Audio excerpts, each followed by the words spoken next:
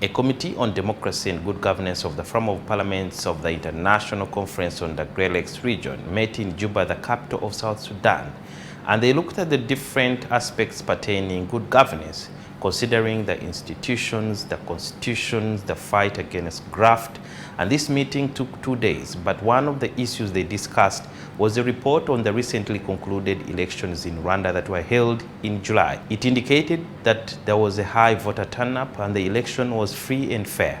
But that did not rub well, especially the senator from the DR Congo.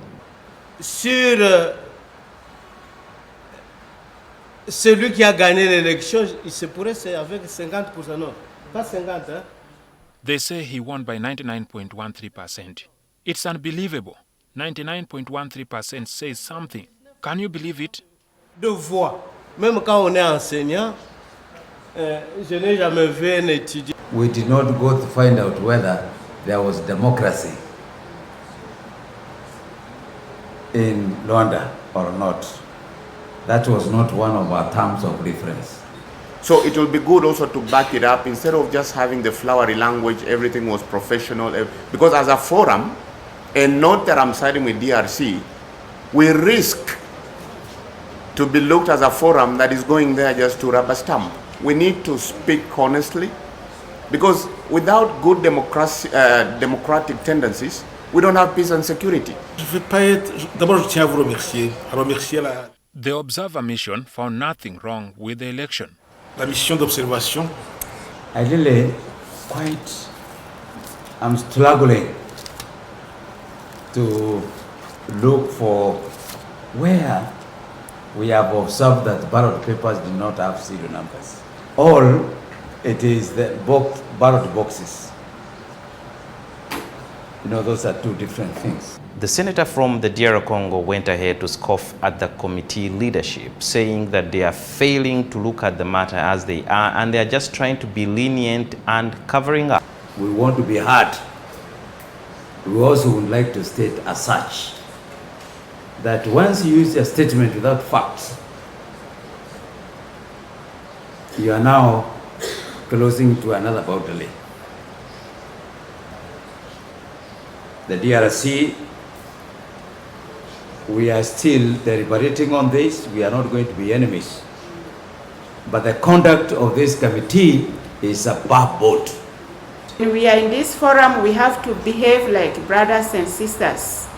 The constant confrontation between Rwanda and Congo is unacceptable. We are parliamentarians and we are members of parliament who serve for specific terms.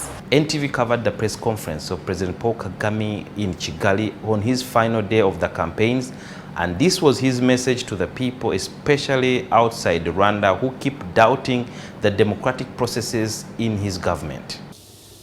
But when from outside, where you have your own problems to deal with, of your own, in your own countries, I guess there is nobody who doesn't have a country here. So better tend to those problems of your country. This is what the Secretary General of the Forum, Onyango Kakoba, had to say. It's not the first time those controversies between two conflicting countries. But when we go for election observation missions, there are rules that we follow, rules and regulations, and then those are the ones we follow. For instance, we are not supposed to interfere and give directions. Our work is to observe.